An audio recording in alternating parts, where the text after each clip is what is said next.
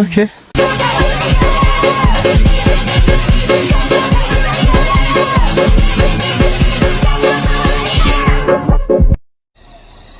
Oke. Daon nih. Assalamualaikum warahmatullahi wabarakatuh. Innal hamdalillah nahmaduhu wa nasta'inuhu wa nastaghfir wa na'udzu billahi min sururi anfusina wa min sayyiati a'malina may yahdihillahu fala mudhillalah wa may yudlil fala hadiyalah. Asyhadu an la ilaha illallah wahdahu la syarikalah wa asyhadu anna Muhammadan abduhu wa rasuluh. Amma ba'du.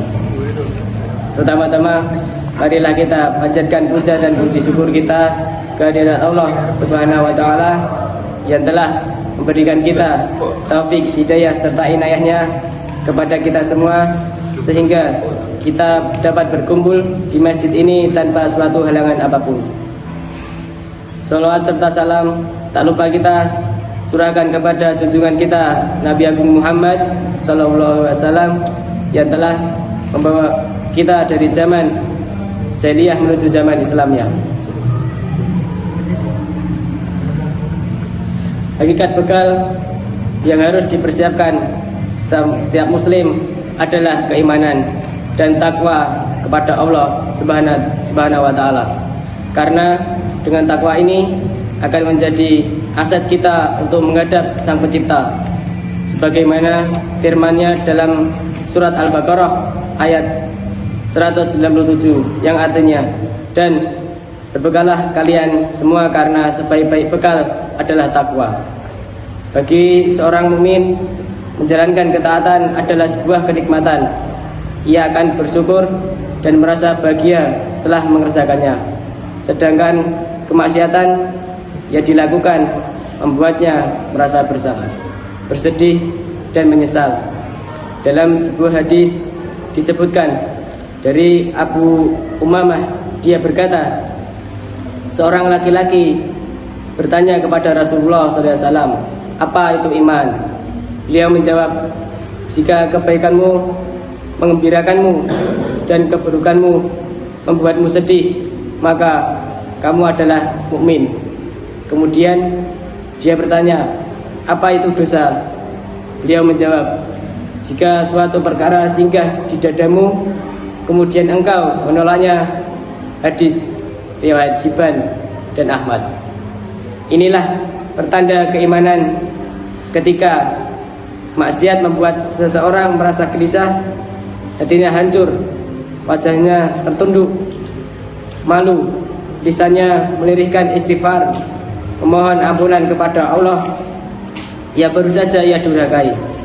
Lantas ia cepat-cepat menutupi kesalahan tersebut dengan kebaikan yang mengiringnya.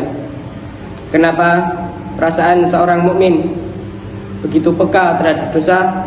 Sebab baginya setiap dosa adalah kerugian, entah itu dosa besar atau dosa kecil. Tidak ada bedanya, sama-sama membuatnya khawatir. Bisa saja Allah murka dan menghukumnya secara tiba-tiba. Ia sangat memahami bahwa dosa akan mendatangkan dampak buruk bagi kehidupan. Di antaranya, yang pertama, terhalangnya ilmu. Akibat perbuatan dosa, ilmu jadi sulit dimengerti. Sekalipun dapat dipahami, tetapi sulit untuk dihafalkan. Persis seperti pengalaman Imam Syafi'i kepada Waqi, gurunya. Beliau mengadukan buyarnya hafalan ilmu, maka sang guru menjelaskan bahwa ilmu itu cahaya dan cahaya Allah tidak akan masuk kecuali ke dalam hati yang bersih. Maka janganlah kamu padamkan cahaya ilmu dengan kegelapan maksiat. Kedua, menghilangkan rasa malu.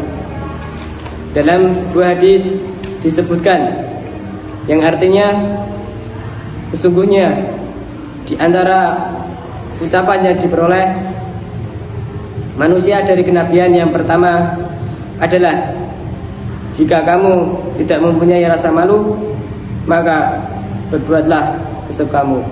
Hadis riwayat Bukhari. Hadis tersebut mengandung sindiran Orang yang tidak punya rasa malu pasti tidak peduli halal-haram, tidak mau tahu peraturan, layaknya binatang yang melakukan apa saja kehendak nafsunya. Ketiga, tertahannya rezeki. Akibat dosa, hidup terasa sempit. Mencari nafkah begitu sulit. Dalam sebuah hadis disebutkan bahwa seorang hamba benar-benar terhalang dari rezeki karena dosa yang dilakukannya.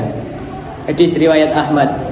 Hadis ini menerangkan bahwa ada jatah rezeki yang tertahan akibat maksiat. Demikianlah penjelasan para ulama tentang akibat dosa. Maka sungguh mengherankan jika sebagian orang merasa tetapi enjoy saat bermaksiat, bahkan cenderung meremehkannya. Padahal sejatinya mereka telah mengalami kerugian besar dan menzalimi diri sendiri.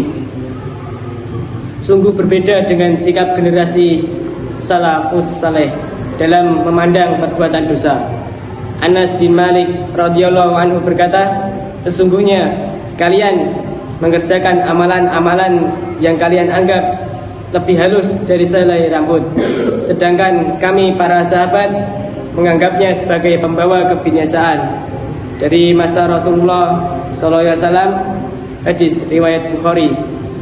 Perbuatan dosa itu sendiri sudah mendatangkan kerugian, apalagi jika sampai diremehkan. Akibatnya lebih mengerikan. Di antaranya, pertama, menyebabkan kebinasaan. Dalam sebuah hadis, Rasulullah SAW mewanti-wanti agar jangan sampai umatnya meremehkan dosa kecil. Dari Sa'd bin Sa'ad radhiyallahu anhu, ia berkata, Rasulullah SAW bersabda, berhati-hatilah dari dosa yang dianggap remeh. Permisalan dosa-dosa yang dianggap remeh itu ibarat suatu kafilah safar yang bermalam di sebuah lembah.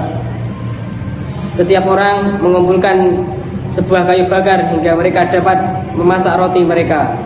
Sesungguhnya dosa-dosa yang dianggap remeh itu dapat membinasakan pelakunya jika ia dihisab. Kedua, menurut Abdullah bin Abbas radhiyallahu anhu, dosa kecil yang diulang berkali-kali akan berubah menjadi dosa besar. La kabirata ma'al istighfar wala sagirata ma'al ishar. Tidak ada dosa besar yang diiringi istighfar, dan tidak ada dosa kecil yang diiringi pengulangan. Kutipan ini bermaktub dalam hadis tafsir Imam At-Tabari, Subhanul Imam, karya Imam Baihaqi. Ketiga, meskipun terkesan sepele, dosa kecil ibarat batu kerikil. Bayangkanlah jika kita sedang melakukan perjalanan, sementara di dalam sepatu yang kita pakai terdapat batu kerikil yang mengganjal. Tentu akan mengurangi rasa nyaman, bahkan menyakitkan. Keempat, permisalan jika disampaikan oleh Imam Al-Ghazali, dia memandang bahwa dosa-dosa kecil seperti tetes-tetes air yang jatuh di atas batu. Lama-kelamaan batu itu akan berlubang terkena tetesan air. Meskipun air yang menetes itu lembut dan batu itu keras. Seperti itulah halnya dosa kecil.